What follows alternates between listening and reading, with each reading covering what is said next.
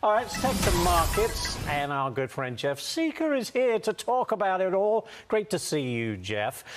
You say embrace the chaos, which is great, but how do investors do that? Well, Ashley, I would say embrace the chaos because we're obviously, as Scott Bessent said over the weekend, we are going to have a market that may not respond well initially to these changes. But where I think we could get tripped up is the Federal Reserve, Jerome Powell, is in a pickle. Here they have a market that, if you look at interest rate futures, are expecting 2 interest rate cuts.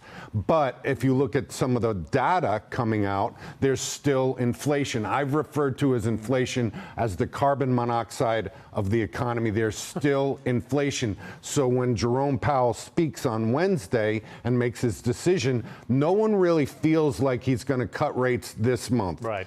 But there's an anticipation that he's going to give clarity on cutting rates in the future, and he may not be able to do that. I know President Trump wants it. I know Scott Bessent wants it, although Scott Bessent is focusing on the 10-year Treasury. He may not have the ability to do that. While we have you here, I want to get into gold. You think it's going to hit, what, 3,500 this year, maybe?